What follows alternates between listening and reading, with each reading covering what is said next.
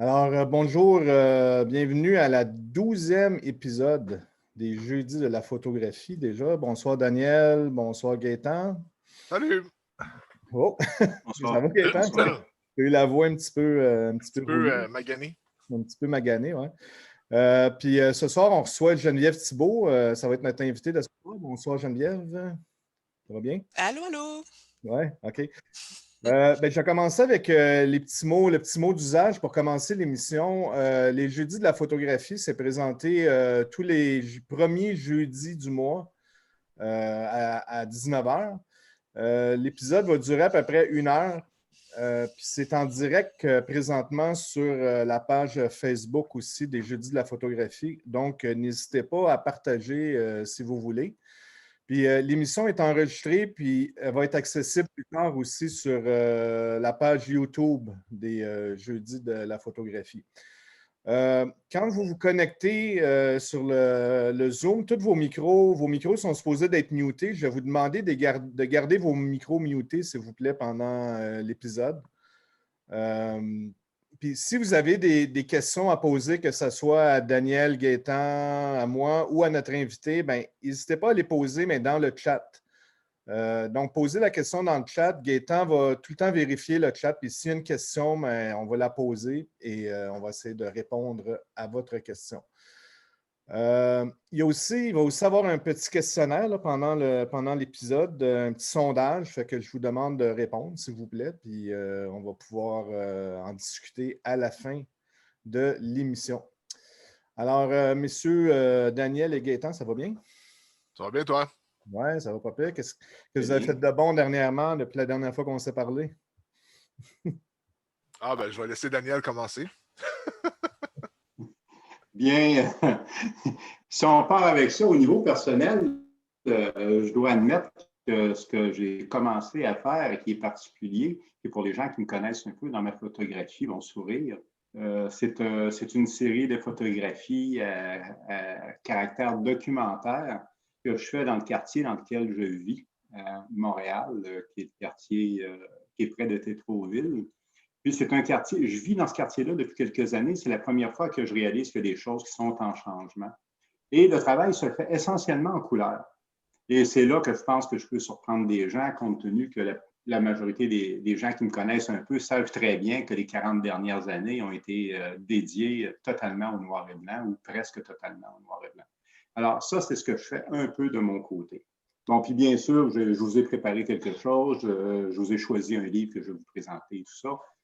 Ça va de soi. Excellent. Et toi, Gaétan?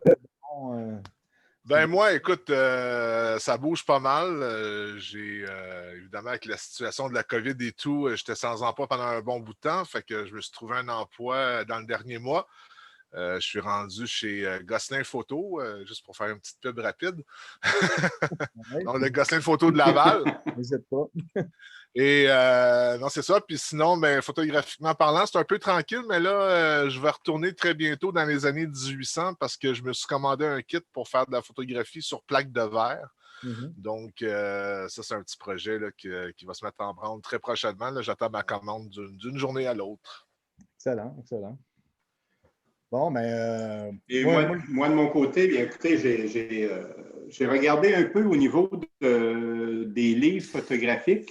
Puis, ce mois-ci, j'ai choisi de vous en présenter un seul qui réellement vaut la peine de s'y attarder. Un photographe, Guy Glorieux, qui est un photographe confirmé et expérimenté, qui a une carrière assez impressionnante derrière lui et son approche photographique est très particulière à Guy. Il a toujours préféré l'utilisation de méthodes traditionnelles, particulières, entre autres le sténopé. Dans le cas de son premier livre, qui s'appelle Rétrospective 1995-2020, c'est le premier tome parce qu'il y aura d'autres livres qui est publié aux les éditions de Loiseleur, qui est une toute nouvelle maison d'édition.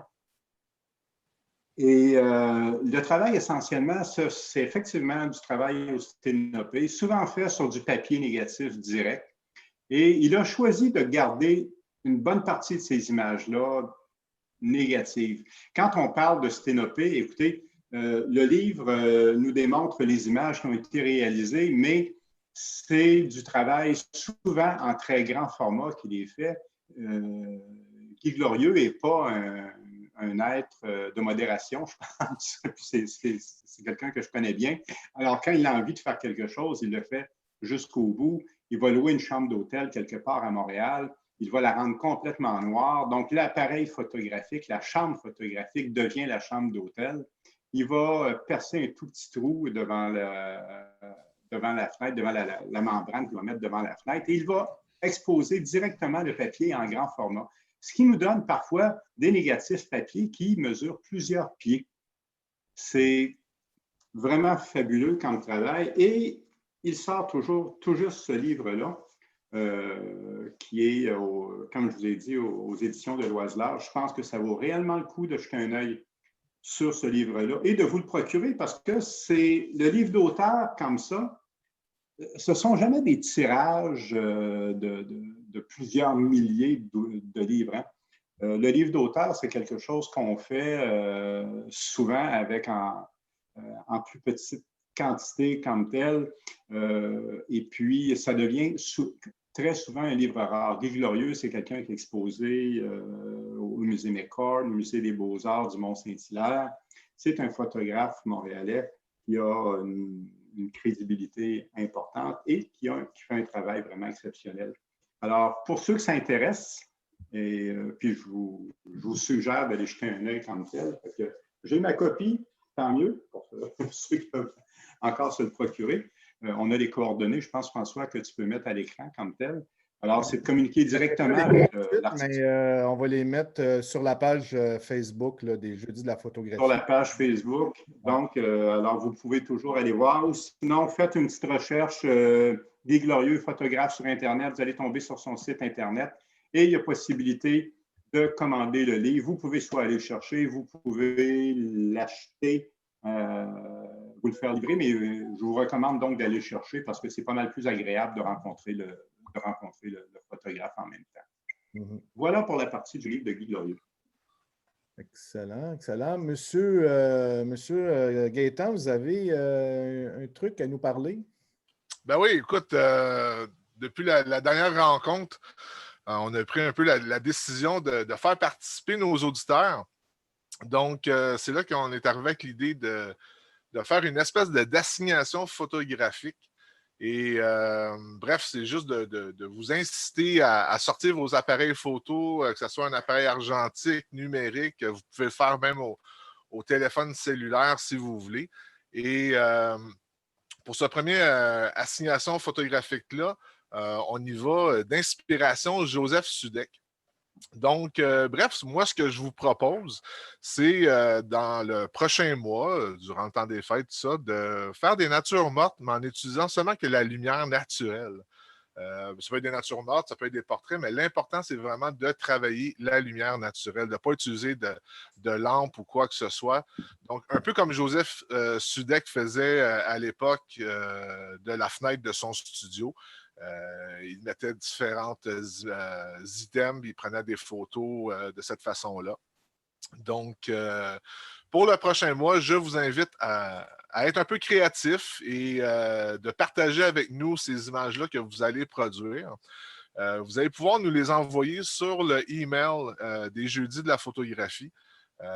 C'est lesjeudisdelaphotographie@gmail.com. François, tu pourras mettre la fameuse image avec Joseph Sudek. J'avais le email qui était mentionné là. Donc, soyez créatifs, utilisez la lumière de la meilleure façon possible et partagez avec nous vos images. Et ce qu'on fera, c'est qu'on les partagera par la suite sur la page Facebook des Jeudis de la photographie. Si je peux me permettre, Gaétan, je sais que, connaissant un peu la réalité qu'a vécu Joseph Sudek à l'époque, Joseph Sudek était quelqu'un qui était confiné dans son appartement de par sa condition physique. Ouais. Comme tel, il avait des difficultés, des problèmes de santé importants. Et c'est là qu'il a développé cette approche-là où il s'est mis à photographier, effectivement, à partir de son appartement, à partir des fenêtres de son appartement. et qu'il en est venu à créer tout ce corpus de photographies-là. Et c'est intéressant de voir que dans le contexte actuel où on est tous un peu confinés, exactement, par obligation, compte tenu de la pandémie. Alors, ce n'est pas une condition qui nous est personnelle, c'est une condition qui est beaucoup plus générale, qui est beaucoup plus qui est mondiale présentement. Mais ça nous incite et il nous suggère peut-être un peu de faire la même chose. Et comme tu me le disais avant l'émission, d'être créatif et non dépressif dans cette période un peu difficile, malgré les nouvelles qu'on a eues aujourd'hui. Surtout que à Noël, pas de cadeau pour personne. Personne n'a été gentil. Fait qu'il n'y a pas de Noël. Oubliez ça. Faites des photos à la place. Ben, moi, je pense que je vais avoir des cadeaux quand même. Là, ah, OK. Bon, ben, pas de moi, en tout cas. Okay. Non, mais c'est des blagues. On a un invité spécial cette semaine. On a Geneviève Thibault. Daniel, tu nous présentes Geneviève? Oui, bien, Geneviève, bonsoir. Merci d'être là. Merci de m'avoir invité. Ben, c'est un plaisir, Geneviève. Je vais essayer de te présenter le mieux possible. Je ne suis pas toujours excellent pour le faire. Geneviève est manifestement passionnée de photographie, mais passionnée, je pense, beaucoup de tout ce qui touche l'être humain aussi. Puis je pense que la photographie est devenue un véhicule pour aller vers les gens, vers les différentes, je ne dirais pas les couches sociales, mais vers les différents aspects de la société et les différents aspects humains qu'on peut rencontrer. Alors, il y a quelque temps, Geneviève a publié un livre qui s'appelle « Blanc » aux éditions KM. Et c'est de là que tout part, quand j'ai vu un peu le travail de Geneviève, la sensibilité que ça représentait, on s'est dit, je pense qu'on va l'inviter. On espère qu'elle va nous dire oui. Et elle nous a dit oui. Alors, elle est là ce soir. Geneviève, qui est loin quand même de Montréal, hein, beaucoup plus dans l'Est. Alors, je te laisse nous parler peut-être, Geneviève, un peu de ce qui t'a amené à la photographie, puis de te présenter, compte tenu que je t'écoutais me parler un peu aujourd'hui, qu'on s'est jasé quelques minutes au téléphone, et je pense qu'on ne peut pas s'ennuyer avec elle. Ben, merci, c'est gentil. J'habite à Matane, donc quand on dit loin, c'est vrai que c'est un peu loin, mais quand même, je pense que ça n'empêche pas les choses on est tous ensemble ce soir sur Zoom, donc c'est super. J'habite à Matane, puis en fait, moi, je suis, premièrement, je viens du domaine du tourisme. Je pense que c'est important de le mentionner. Je viens littéralement du domaine du voyage. J'ai étudié en tourisme. Puis ensuite de ça, j'ai travaillé quand même de nombreuses années dans ce domaine-là, ce qui m'a amené à me promener, à voyager. Puis en cours de voyage, j'ai utilisé la photographie pour entrer en relation avec les autres. Je me suis rendu compte que c'était facile avec la caméra, que ça faisait tomber tous les murs, les barrières des langues. Puis, donc voilà, après quelques voyages en famille, dont un qui a duré quand même 1 an, où on avait tout vendu pour partir en voyage. Après cette aventure-là, toutes les portes étaient ouvertes, puis j'ai pris la décision de retourner aux études en photographie, de revenir vivre dans ma belle ville, Matane. Puis après ça, c'est ça. J'ai continué mes études, mes recherches photographiques aussi. Puis aujourd'hui, j'enseigne la photographie justement au Cégep de Matane. Donc, je suis une étudiante, à la fois une étudiante, une enseignante, une photographe. Je porte différents chapeaux. Je suis une maman aussi. Je peux te parler de plein de rôles que je joue dans la vie, mais je pense que tu t'intéresses surtout à la photographie. Oui. On va regarder un peu les photographies d'ailleurs, qui sont des photographies qui sont fondatrices probablement de toute l'approche que tu peux avoir aujourd'hui. Quand tu nous parlais de voyage, parce que c'est un voyage assez important, que vous avez fait plusieurs voyages, je pense, mais un voyage très important qui a duré longtemps avec toute ta famille. D'ailleurs, c'est un courage, quelque chose que j'admire quand les gens font le choix de le faire. Donc, on les regarde un peu en boucle. C'est un voyage qui a duré combien de temps, Geneviève?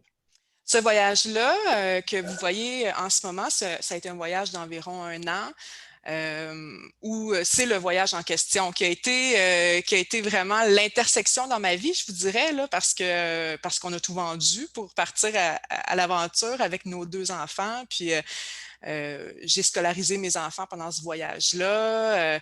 On s'est promené en Amérique du Sud, en Afrique, en Asie. Puis durant ce voyage-là, bien, certainement que j'avais la responsabilité de documenter notre voyage en famille. Il fallait que je crée ces souvenirs-là, que je prenne les photographies. Puis, ça a été important parce que c'est aussi au retour de cette aventure-là que pour la première fois, je présentais mon travail publiquement. Il y a eu une exposition qui s'est faite, là, qui s'est promenée un petit peu au Bas-Saint-Laurent, dans différentes salles. Puis, il y a eu des ateliers aussi dans les écoles primaires. J'allais présenter notre aventure en famille là, dans des classes. Puis, j'ai eu la piqûre. Ça a vraiment été de présenter, de réfléchir à une mise en espace, de réfléchir à la forme que peut prendre un projet photographique, sélectionner des images pour les montrer à des gens, parce que jusqu'à ce moment-là, les photographies, je les gardais pour moi ou pour la famille. Fait que ça a été un moment important, puis c'est suite à ça aussi que j'ai décidé qu'à partir de ce moment-là, la photographie prendrait plus de place dans ma vie.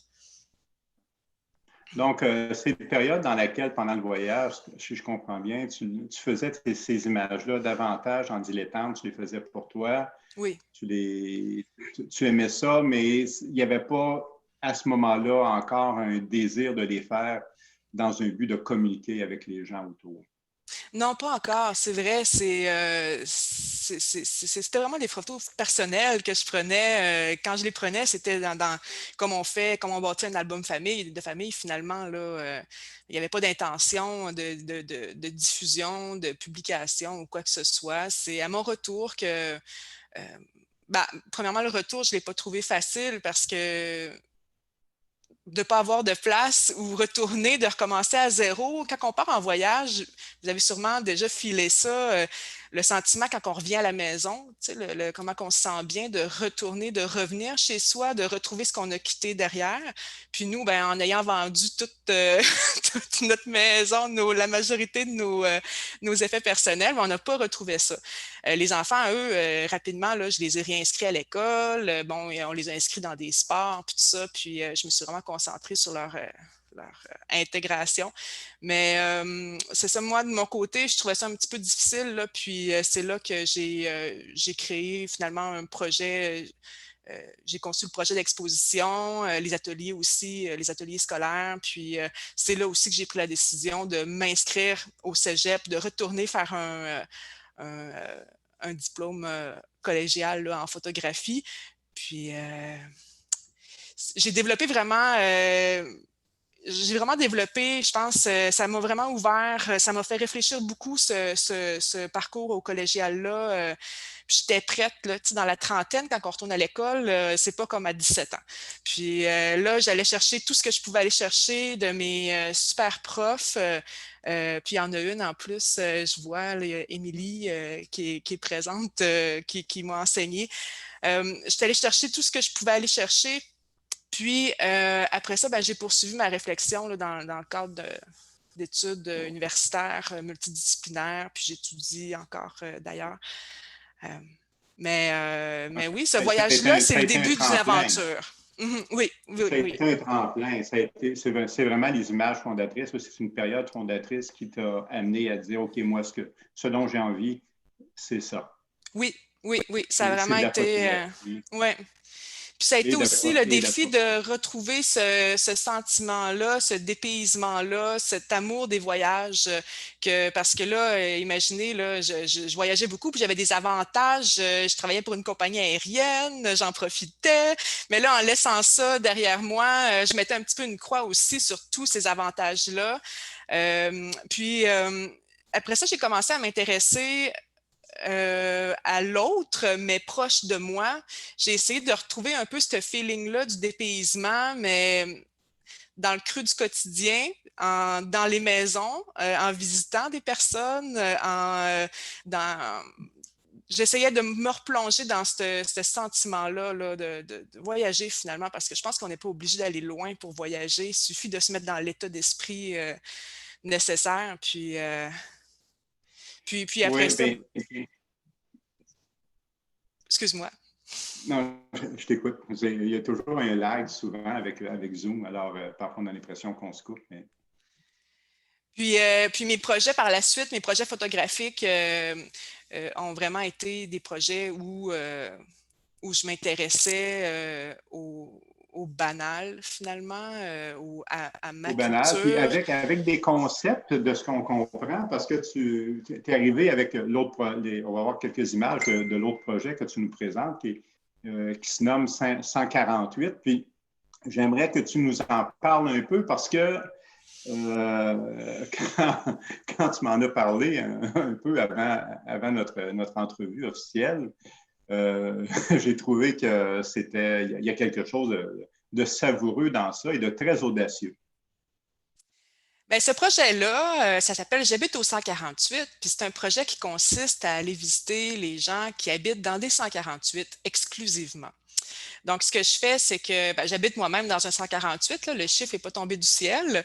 Puis ce que je fais, c'est que je cogne aux portes à l'improviste, puis seulement que ces portes-là, 148 évidemment, puis j'essaie de convaincre les gens rapidement de me laisser entrer avec ma caméra. Donc, ça se fait à l'improviste. C'est une idée qui est absurde. Finalement, on n'habite pas différemment dans un 148 que dans un 150 ou un 699. Mais l'idée du chiffre, ça m'aide énormément dans ce projet-là parce que l'idée du chiffre, ça fait que les gens trouvent ça drôle, ça pique leur curiosité. Ça fait aussi qu'ils ne peuvent pas fermer leur porte puis me dire ben essaie chez les voisins. Les voisins, ils n'ont pas le même numéro civique, ça ne marche pas. Le projet, c'est vraiment pour eux. C'est comme si ça créait une espèce de petite communauté imaginaire, finalement, qui n'existe pas vraiment. Tu sais, il y a un sentiment d'appartenance un peu absurde qui est créé avec ce projet-là. Puis moi, de mon côté, de me limiter à ce chiffre-là, c'est que ça m'amène à être complètement objective dans ma sélection des maisons. Je ne peux pas aller dans la maison à côté qui me semble peut-être visuellement plus intéressante. Je ne peux pas me fier finalement aux apparences. Ça m'amène vraiment dans des lieux où peut-être que jamais, c'est sûrement pas des maisons où j'aurais été cognée d'emblée. Donc, c'est ça le Et projet. comment tu recrutais ces gens-là? Ces lieux-là, c'est... Je les trouvais, les adresses, là, parce que tu sais, je ne peux pas conduire toutes les rues à la recherche de 148. J'ai quand même développé quelques outils pour me faciliter la tâche parce qu'il n'y en a pas partout de ces chiffres-là. J'utilise des outils comme le site web de Post Canada ou Google Maps. Je me fais des listes de 148, puis ensuite de ça, je me présente à ces endroits-là, puis je cogne à la porte tout simplement. Puis le fait d'arriver à l'improviste, c'est quelque chose après ça que je poursuis dans mes projets, que j'ai poursuivi et que je poursuis encore. Parce que d'arriver à l'improviste, ça me permet d'attraper un peu les gens en coulisses.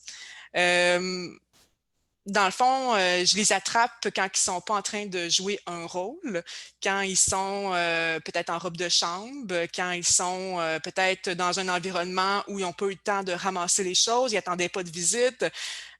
Puis, je pense que ça rend les lieux encore plus authentiques. Il n'y a rien qui a été préparé avant ma venue. Puis, ça me permet... ça me permet de créer de faire des rencontres qui me semblent davantage vraies, même si, il y a quand même toujours des jeux de rôle qui embarquent éventuellement, mais quand même, je pense que c'est ça.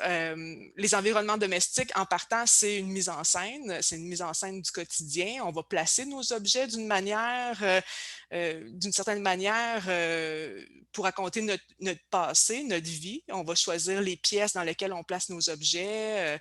Bon, donc, on habite déjà dans une espèce de mise en scène du quotidien. Puis d'attraper les gens comme ça à l'improviste, ça crée vraiment, ça me permet de lire un peu dans les traces du quotidien finalement. Je trouve le désordre domestique vraiment passionnant. Puis j'adore quand j'arrive dans des endroits où c'est un peu en désordre. Parfois, les gens sont gênés, mais je pense que je suis quand même capable de les rendre facilement, rapidement à l'aise.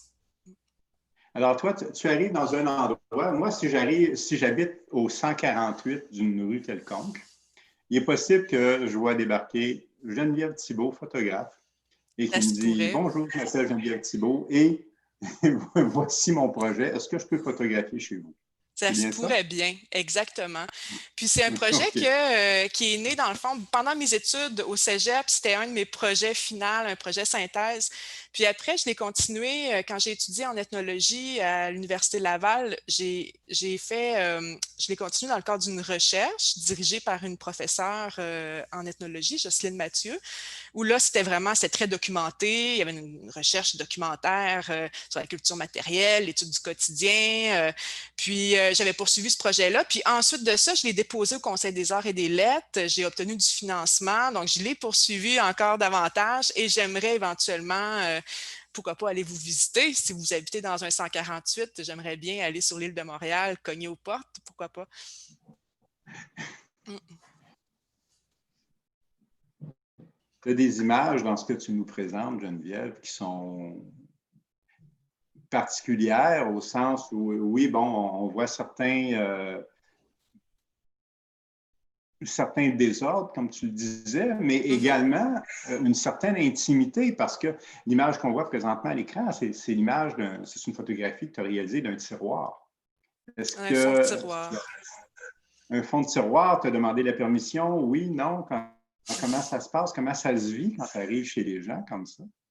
Mais c'est beau, hein? Regardez, c'est un papa qui est un héros avec ses médailles, puis ses petits bas. C'est très personnel, les fonds de tiroir. Puis c'est vrai que j'ai quand même, je pense que euh, je ressens beaucoup ce que les autres ressentent, là. J'ai quand même, je suis capable de sentir facilement les malaises.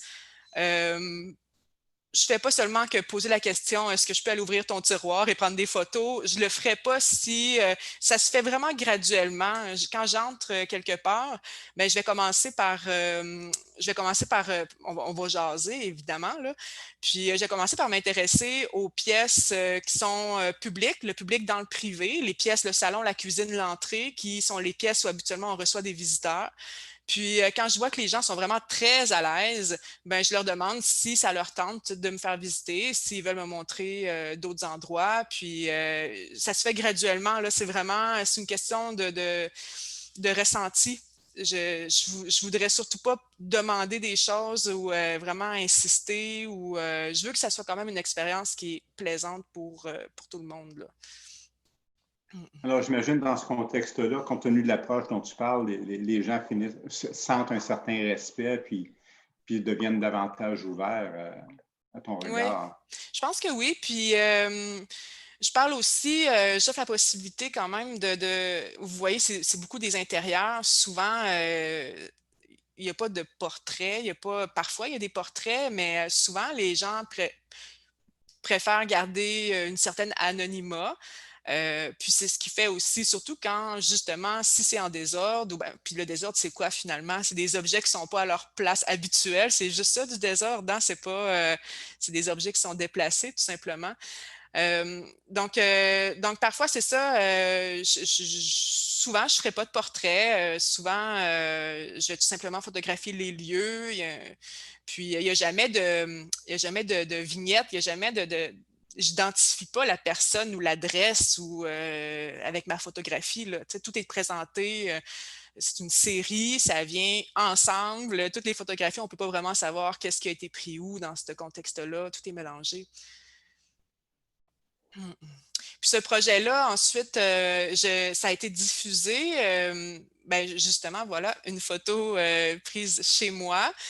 Pour la diffusion, ça s'était fait dans le cadre d'événements FOSS, un événement ici à Matane consacrée à l'image. Puis, ça a été diffusé chez moi. J'ai transformé l'intérieur de ma maison. J'ai inversé les rôles finalement. J'ai invité, premièrement, tous ceux chez qui je m'étais présentée les mois précédents, mais aussi la population ici, la population de Matane, de venir faire un tour durant la fin de semaine. Puis pour la diffusion, j'avais même retiré mes panneaux d'armoire. Ce que vous voyez là, c'est pas l'intérieur de mes armoires, c'est des photographies parce que j'aime beaucoup les armoires à Tupperware. Quand j'arrive chez les gens, je fais des photographies de ces armoires-là. Puis, et vous voyez aussi les aimants sur le frigidaire, donc des aimants qui montrent des frigidaires qui ont des aimants sur des collections d'aimants, parce que ça aussi, c'est typique de notre décor domestique, là, les espèces de petits amas d'aimants là, où on laisse un peu place à la créativité sur les frigidaires. Fait que j'ai créé comme ça, j'ai transformé les pièces de ma maison, puis j'ai accueilli les visiteurs en leur offrant des pantoufles, des muffins, du thé, du café. J'ai joué l'hôtesse, là. Comme eux, finalement, je leur ai rendu l'appareil, là. J'ai joué le jeu comme eux, ils l'avaient fait pour moi. Mm -mm. Alors, finalement, tu as fait en sorte que ta maison devienne une mini-galerie pour un temps. Mm-hmm. Oui, on voit justement des visiteurs, là, une petite famille. C'était assez curieux aussi. C'était intéressant à observer les gens qui entrent dans un environnement comme ça chez quelqu'un, puis on leur dit, vous pouvez aller où vous voulez. Puis il y avait des images aussi dans les chambres, tu sais, c'était vraiment au sous-sol, partout. Puis parfois, les gens, ils reviraient de bord quand ils arrivaient dans le fameux corridor où là, on arrive dans les pièces privées, finalement, le privé dans le privé. Quand on arrive vraiment plus dans le coin des chambres, les gens, des fois, reviraient de bord. Puis là, je leur disais, oui, oui, vous pouvez y aller, allez-y. Mais là, je sentais la petite gêne, là. Ah, c'est privé, c'est personnel. Puis j'ai ça de voir... ouais, de voir comment que les gens pouvaient se sentir quand on pense, quand on a l'impression de briser un peu l'intimité de quelqu'un ou moi je le ressens pas quand quand je visite des endroits puis qu'on me laisse aller dans les chambres, je suis contente là, je ressens pas ce malaise là, au contraire, je suis toute excitée à l'intérieur de pouvoir ouvrir des tiroirs, Ouais. mais je l'ai senti là, je le sentais chez les visiteurs qui venaient chez moi que là, on voit la photo justement tout à l'heure. C'est une photo finalement de fond de tiroir que j'ai placé dans le fond de mes tiroirs. Donc, j'ai enlevé les panneaux de mes garde-robes. Je voulais leur montrer tout, comme eux, ils me montraient. Puis, j'ai placé des photos dans le fond de mes tiroirs aussi, comme on voit présentement. Tu J'ai mis sembles en scène beaucoup, finalement. tu sembles beaucoup t'amuser aussi avec les concepts. Hein, de ce qu'on voit dans le cas du projet 148, c'est une photographie c'est une approche photographique qui est très conceptuelle où Mm-hmm. tu pars d'une idée, d'une ligne directrice, puis tu t'en vas dans ça, puis ça devient tes balises pour ta photographie, en même temps que ça laisse place à une certaine liberté. Je trouve ça très amusant, réfléchir à la forme d'un projet, sa mise en espace. Puis dans le cadre de celui-là, je me suis beaucoup amusée parce que là, en plus, c'était pas comme une exposition en galerie où on nous donne, par exemple, 3 jours avant le vernissage pour faire le montage ou bon, là, on a un peu moins de temps dans ce temps-là pour explorer, essayer des choses. Là, c'était chez moi. J'ai pu y penser des mois à l'avance de comment j'allais installer mes images. Puis là, vous voyez ici, ben, il y avait aussi des projections pour superposer finalement les décors des autres aux miens. La projection est intéressante pour ça, cette espèce d'effet de superposition-là. Mais oui, c'est quelque chose, ça, pour moi, la photographie numérique, parce que je fais de la photographie numérique, je fais un peu de Polaroid aussi, mais c'est beaucoup de la photographie numérique. Puis pour moi, les photographies, une fois qu'elles sont prises puis qu'elles sont dans l'ordinateur, là, pour moi, ça n'existe pas encore. C'est comme la petite pointe de l'iceberg. Il faut matérialiser ça. Il faut réfléchir après ça à la forme que ça va prendre. Il faut donner forme finalement à ces pixels-là. Puis c'est une des parties que je préfère là, finalement dans un projet de création. Là, c'est ça. Puis les rencontres Quand aussi. quand tu nous dis donner forme, Geneviève, est-ce que ça implique, tu veux dire, monter une série, la travailler tout ensemble ou lui donner une forme physique concrète sous forme d'épreuve papier finale? Les deux. Les Les deux? deux. De choisir l'histoire. Finalement, les photographies qui sont sur la carte mémoire, c'est comme toutes les couleurs. Mais après ça, il faut créer quelque chose avec ça, puis de faire la sélection, de choisir ça va être quoi l'angle, ça va être quoi l'histoire, comment on va la raconter. Après ça, de penser au lieu où ça va être diffusé, le papier, le média, tout ça, c'est super important. Puis c'est sûr que ça change le propos complètement. Une même photographie dans différents contextes va raconter une histoire complètement différente. Puis j'aime bien jouer avec ça. Finalement, les photos, c'est des mots.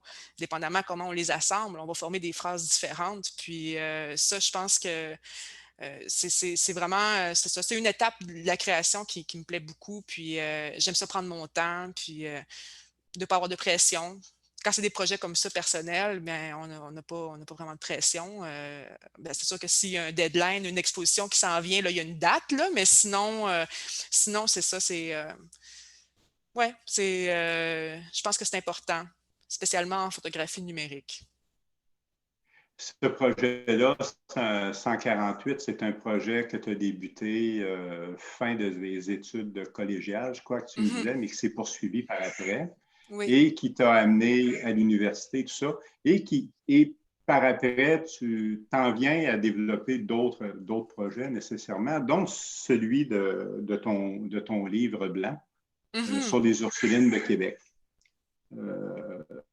Donc, puis c'est comme ça qu'on t'a découvert un peu. Alors, j'aimerais bien que tu nous en parles, que tu nous expliques un peu comment tu en es venu à vouloir aller de l'avant avec ce projet-là, les approches et tout ça, et les motivations, bien sûr.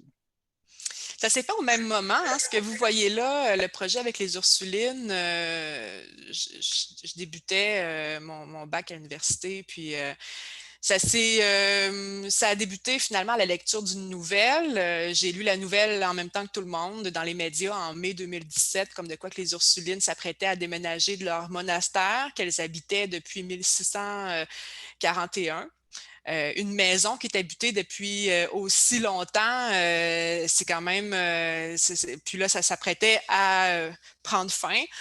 Ça m'a interpellée. Puis j'ai fait des recherches. Je ne trouvais pas d'image actuelle qui avait été réalisée dans le monastère. Puis je me suis dit peut-être qu'il manque une page finalement à cette histoire-là des Ursulines dans le Vieux-Québec. Puis je les ai contactés tout simplement. C'est vraiment, j'étais pas préparée du tout, du tout. Je les ai appelés, puis je leur ai demandé si elles avaient réfléchi à ça. Est-ce qu'elles ont pensé de documenter leur vie quotidienne actuelle avant qu'elles prennent fin pour toujours? Puis non, effectivement, c'était pas le cas. Puis après plusieurs appels, des rencontres aussi, ça a quand même pris quelques mois avant que ça se concrétise, ce projet-là, parce que là, il y avait quand même plusieurs personnes impliquées. Puis c'était pas rien pour elles de laisser rentrer quelqu'un comme ça dans leur vie quotidienne. Puis ça a débuté l'été suivant. Puis c'est un projet qui m'a amené à les visiter finalement, à aller passer des semaines au monastère pendant presque 2 ans, parce que le déménagement avait lieu en octobre l'année suivante. L'annonce avait été faite 18 mois à l'avance. Ça me laissait 18 mois pour aller visiter, pour aller durant différentes saisons pour pouvoir capter un peu les différents rythmes de vie parce qu'on ne vit pas de la même manière et au même rythme selon les saisons. Ça aussi, ça c'est une des choses, le fait d'avoir réalisé ce projet-là sur une aussi longue période, c'était un peu nouveau pour moi, là. J'étais plus habituée aux rencontres éphémères avec mes 148 ou mes autres projets.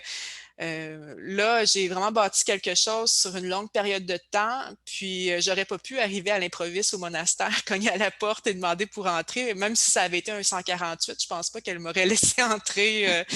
Donc les choses étaient plus lentes, le rythme était différent. Est-ce que je comprends bien que tu allais passer comme des semaines complètes dans lesquelles tu vivais avec elle, Oui, 24 heures sur 24? OK, tu restais là, tu dormais là. c'était un petit 4,5, un petit appartement dans le monastère qui existait, lui, pour accueillir leurs visites quand ils avaient de la famille ou des gens qui venaient comme ça, d'autres religieuses qui venaient passer du temps au monastère. Donc là, c'était un petit appartement pour les visiteurs qui m'était prêté durant mes séjours. C'était au monastère même. Donc, le soir, parfois, le téléphone sonnait. On m'invitait à jouer aux cartes ou à aller écouter le hockey, la TV. Donc, rapidement, là, rapidement, pas si rapidement que ça, mais graduellement, il y a une relation qui s'est établie. Puis, à différents rythmes, selon chacune des religieuses, finalement, parce que ça reste des personnes avec chacune leur personnalité, puis ça, je l'ai bien senti dans leur chambre à coucher aussi, le décor, les petits objets, tout ça. J'ai trouvé ça fascinant de découvrir leur personnalité, leur individualité. Puis là, l'image que vous voyez, bon, elle me stressait un peu cette image-là à l'exposition avant que les religieuses découvrent l'exposition. J'étais stressée, j'avais peur qu'elle ne soit pas contente, que j'ai agrandi. C'est quand même un bon format. Euh, mais finalement, parce qu'elles m'ont donné carte blanche dans ce projet-là, puis mais cette image-là, c'est une image qui est importante pour moi dans la série parce que je trouve qu'elle résume tout. Dans le fond, la vie de religieuse, qui est une vie où le profane puis le sacré vont parfaitement s'imbriquer. Puis on le voit là, on le voit que même dans leurs tâches quotidiennes, en train de se faire sécher les cheveux avec une espèce de séchoir sorti des années 60, on dirait que ça arrive presque d'une autre orbite. Euh, mais il y a quand même le chapelet qui est entre les mains, le moment de prière là, qui vient s'imbriquer comme ça à tout moment, finalement, dans leur quotidien. C'est toujours un mélange c'est ça, de profane, de sacré. Euh, puis, euh, donc ça, c'est une image qui me stressait un peu, mais finalement, elles ont bien rigolé quand elles l'ont vue.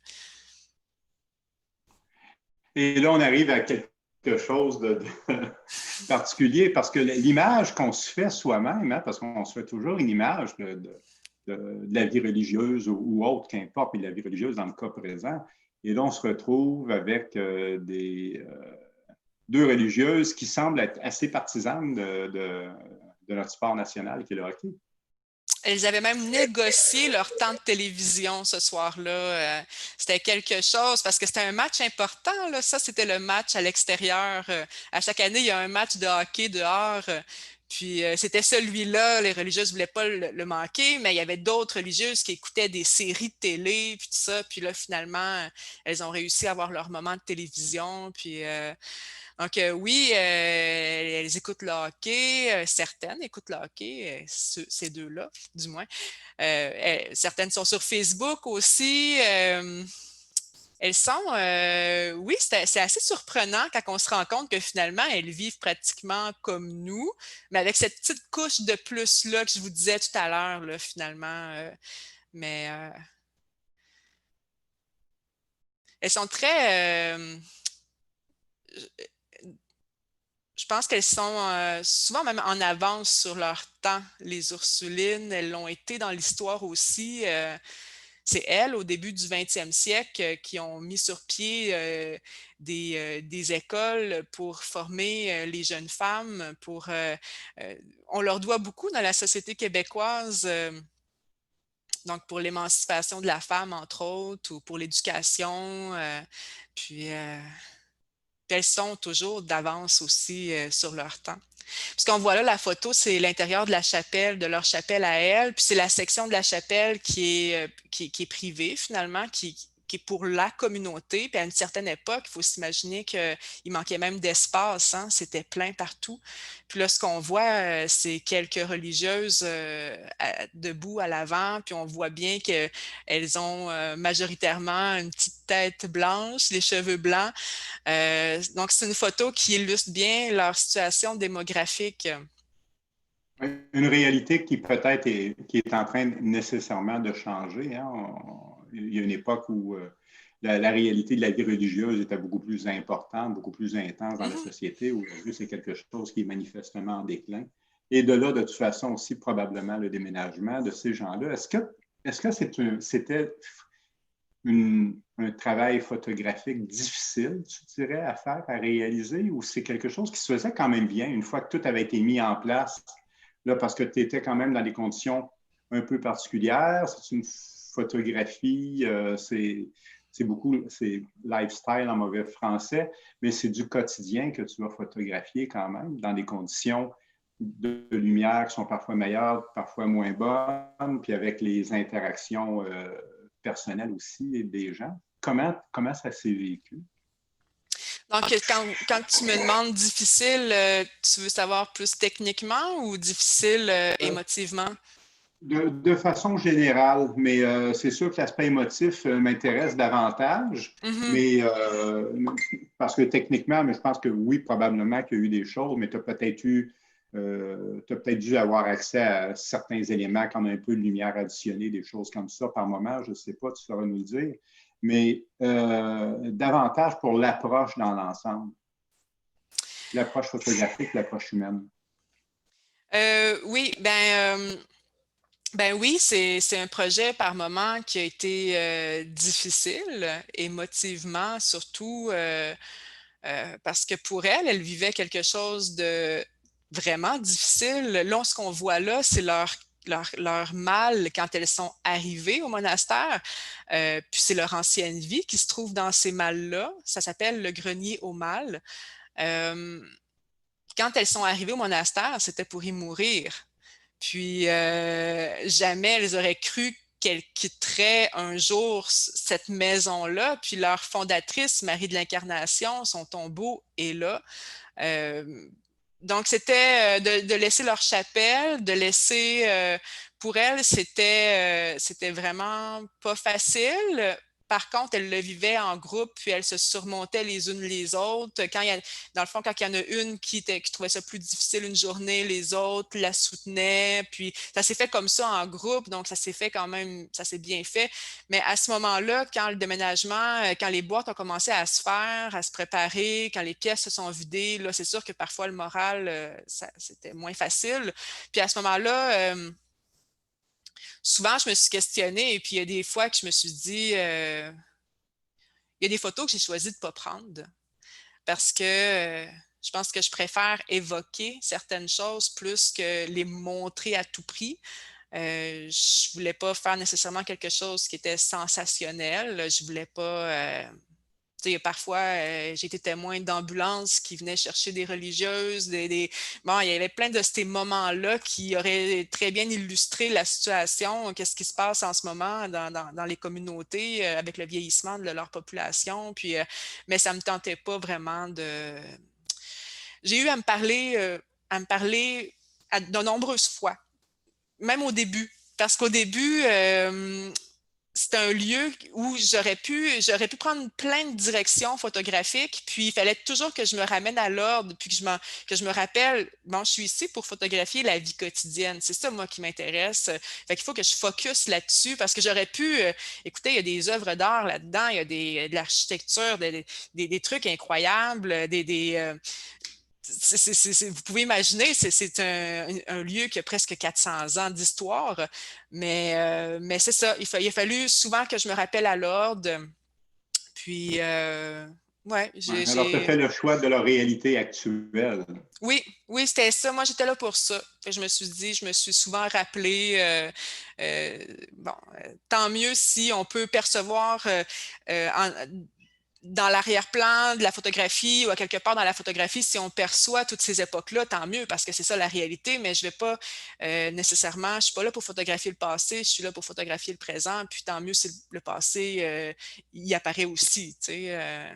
Mais ouais, ça m'a demandé quand même souvent de focusser.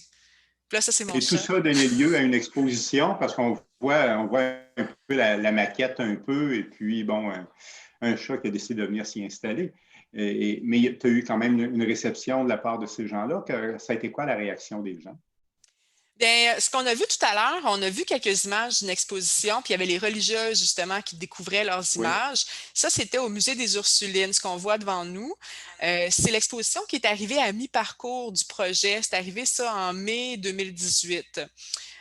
Donc, ce n'était pas une expo où on voyait le déménagement encore. C'était tout simplement leur vie quotidienne. Ça s'appelait Fixer l'éphémère, la vie quotidienne des Ursulines.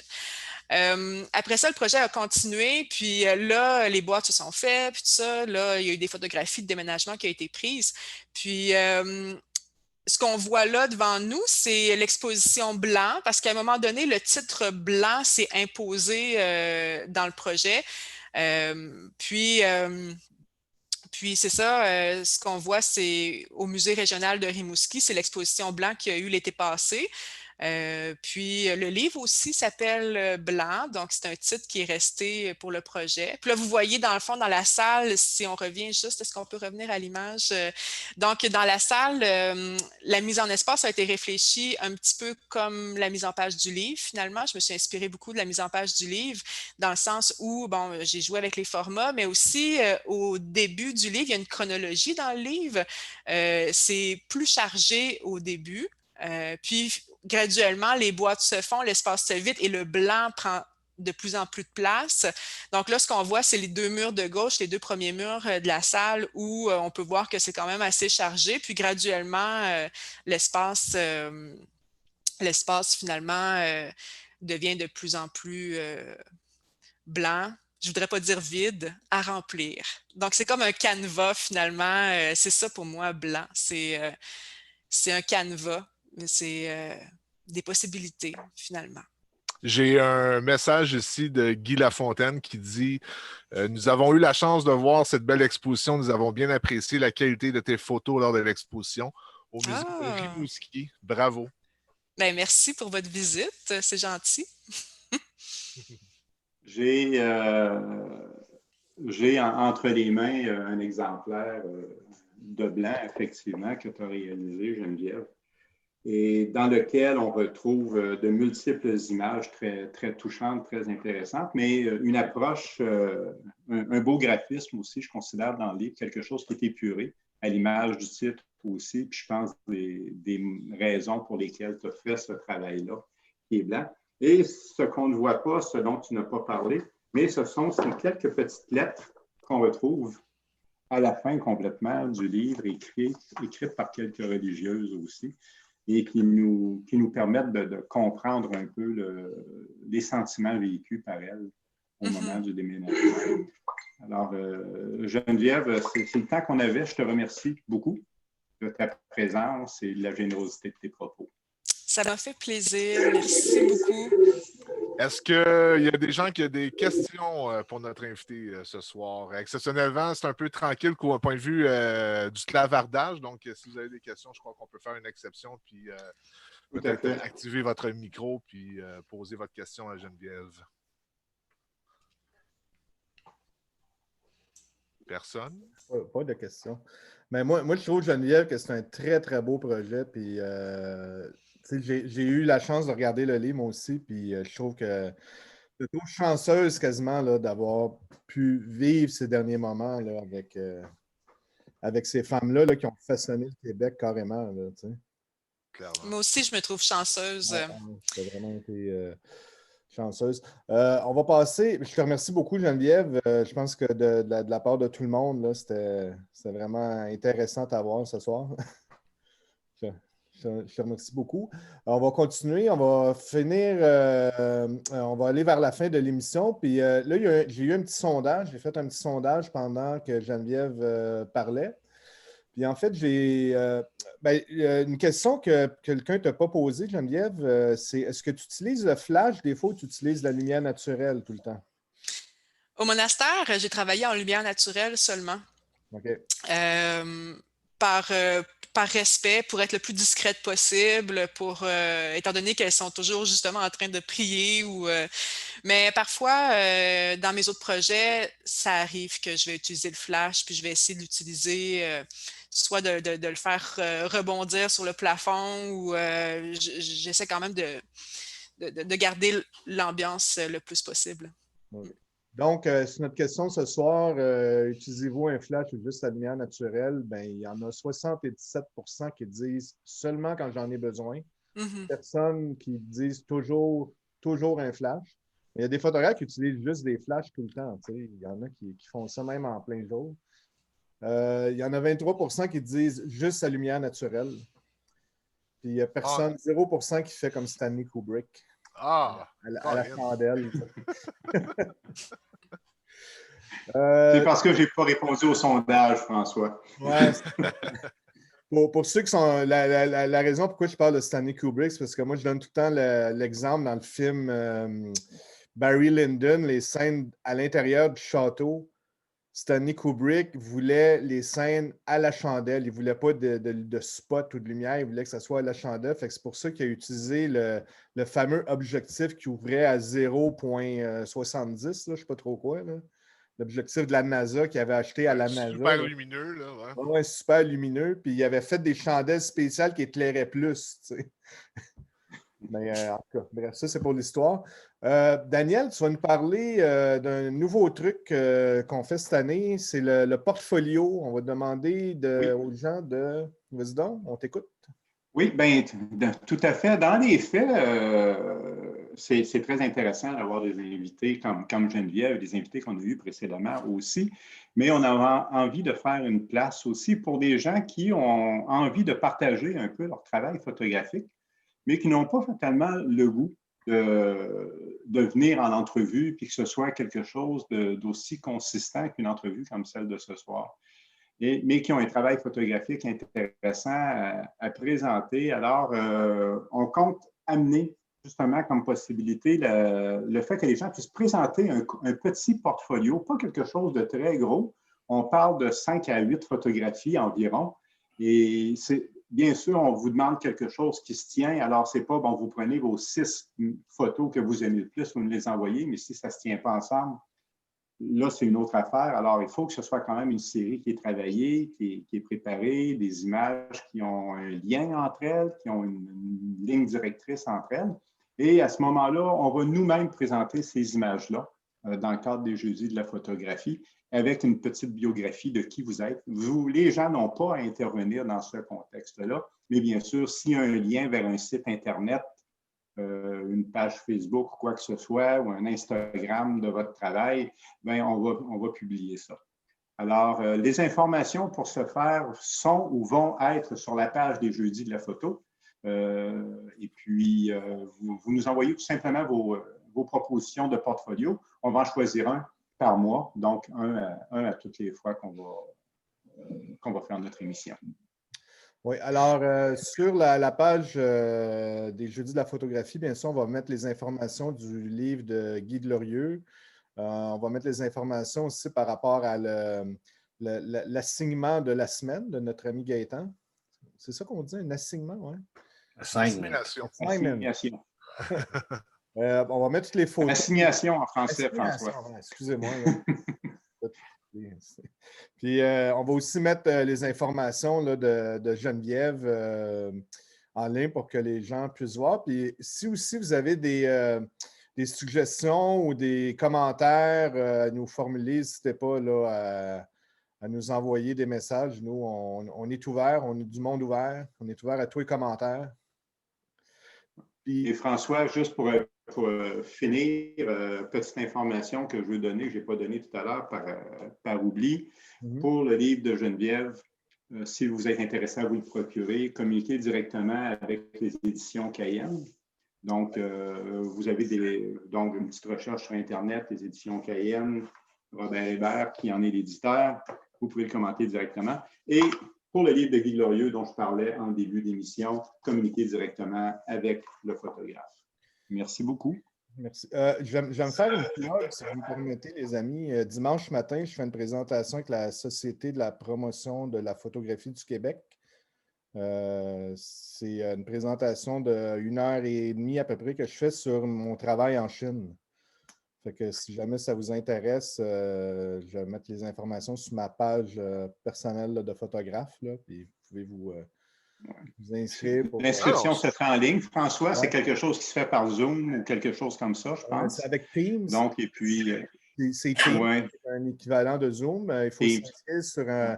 Il y a un lien, je pourrais la mettre sur la page si vous voulez. Il faut s'inscrire avec Eventbrite pour l'événement. Je pense que ça coûte 5 $, mais ça dure 2 heures en tout. Mais moi, je parle à peu près 1 heure et demie, puis je vais présenter là, mes projets et mes photos que je fais en Chine.